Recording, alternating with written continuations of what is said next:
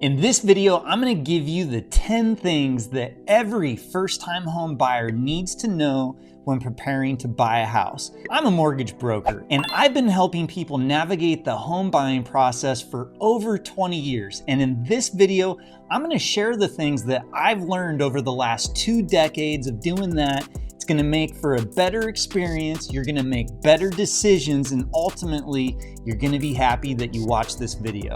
Now, do me a huge favor, before I dive into all this, make sure to like, comment, and subscribe so you get more videos like this. All right, so here's the 10 things that every first-time home buyer needs to know. Number 1, you gotta know your budget. And this may seem like a really basic thing, but a lot of people start the home purchasing process without identifying their budget. You gotta start with the basics, okay? But it's pretty simple. You take your net income, you subtract your total expenses, and whatever money you've got left over, that would be the maximum that you could afford if you were spending every dime you had left. Probably not the best idea, however, you get the point, okay? So the second thing that you've got to know is your credit score and your credit history.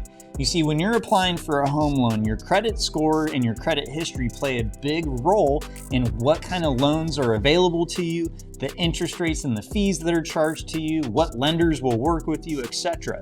So if you identify ahead of time, hey, maybe you got some credit challenges, or maybe you identify that, hey, you've got the top-notch credit and you know that you need to be applying for the best types of loans. At the end of the day, you got to know where you stand so that you can figure out where you're going to go. Number 3, know who your mortgage professional is going to be and commit to them, okay? This is going to be a long process. You're going to have tons and tons of questions. And this person that you're going to be relying on for financial information, for guidance, for help navigating this process, this journey that you're going on to become a homeowner, these people, they all work on commission. And so basically they're going to work with you throughout the process, but if you don't actually close the transaction with them, they don't make any money.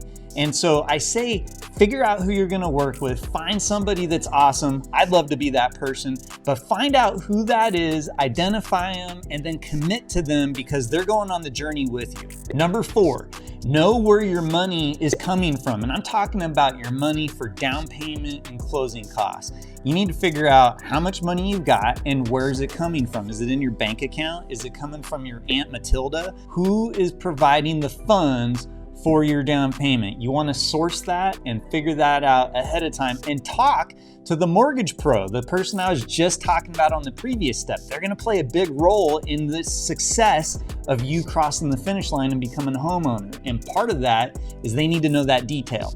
Number 5, know how much house you can afford. And again, you got to rely on that mortgage pro, but basically how much home you can afford is you've already identified your budget, okay? That was step number 1, right? And so you've already identified your budget. You know how much money you have available for a housing expense. Whether you qualify for that is another question. However, you know what you can afford. But determining how much house you can afford, well, that's where your mortgage pro is going to come in because it's basically math at that point. It's your interest rate plus your down payment plus your desired monthly payment. That's going to equal the purchase price that you should be focused on. So don't go out looking for homes that are outside of your budget. It's going to annoy you. It's going to deter you from crossing the finish line. And ultimately, it's a huge waste of time.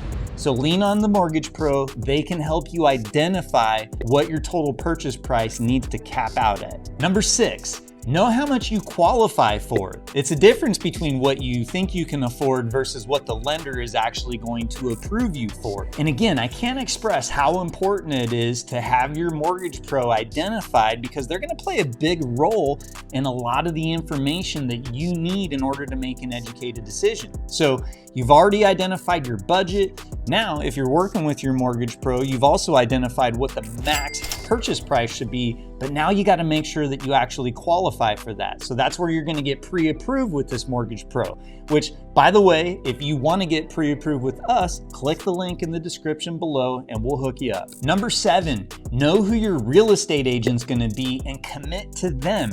Just like your mortgage pro, they don't get paid unless you cross the finish line, and they're gonna have to work their butt off to help you cross the finish line. The housing market is tough. There's not a lot of inventory. They're gonna have to scour the globe, find opportunities for you, call the listing agents, gather intel, help you negotiate. They're gonna be there holding your hand along the process. So identify a good one. If you need a referral, reach out. We know great real estate agents, but whoever that is, figure out who it's gonna be and commit to them. Number 8, know who your insurance pro is gonna be, and guess what? Commit to them too. I recommend that you use an insurance broker instead of going directly to an insurance company. Same reason why New Way Mortgage, we're a mortgage broker. We're not captive to one lender. We shop the market to find you the best deal. That's what an insurance agent that works for a brokerage is gonna do. So I recommend using an insurance broker. But that broker, whoever that agent is, they're gonna have to work with you. They're gonna be giving you quotes throughout the process. You don't wanna just go get pre-approved and assume that your insurance is gonna be X amount of dollars, all to find out that it's actually gonna cost you a lot more than you thought. Maybe that blows up your budget. Maybe that makes it to where you don't qualify. At the end of the day, your mortgage pro, your real estate pro, and your insurance pro are all gonna be critical pieces to the puzzle to not only make sure that you get across the finish line, but that you have a good experience. Number 9, know that you, I'm talking to you can actually be your own worst enemy in this entire process. What do I mean by that? People unintentionally cause problems for themselves by doing things such as they get pre-approved for a mortgage, then they go buy a car, they co-sign for a loan, they go take out more debt, they change their debt to income ratio, they get pre-approved and they got all their money for their down payment sitting in a savings account, but they move it over to this account and this account and this account. And that causes paper trail issues. Maybe they quit their job. Maybe they change their job. Maybe they take a new position at a job that now they're commission versus salary, and now you don't qualify. Or maybe you go become self-employed. That happens a lot. People work W-2 somewhere, they transition to 1099, same employer, same job. Nope, you're now self-employed. All of these things need to be taken into consideration if you're out trying to buy a house and now you've been pre-approved for a mortgage, because the lender, they're basing that pre-approval off of your situation at the time that you applied, not what you've done afterwards. So if you're gonna change the narrative after you've been pre-approved, you gotta make sure that you're talking to your mortgage pro and they're helping you navigate those murky waters. All right, last but not least, and this is a big one, number 10, know that the home buying process, it's gonna be a shit show, guys. It is stressful. You will have anxiety. You will have doubts. You're buying a house, not a freaking pair of shoes. So let's be realistic here. It's gonna be totally normal for you to have a ton of questions, to lose sleep over it. Look, I've been doing this for 20 years, and it's not like you go buy a house every single day. When I am in the middle of a real estate transaction for myself, I'm stressed out. I'm worried. I have doubts. I have anxiety, and I eat, breathe, and sleep this stuff every single day for a living. So just imagine how you're gonna feel when you don't do this for a living.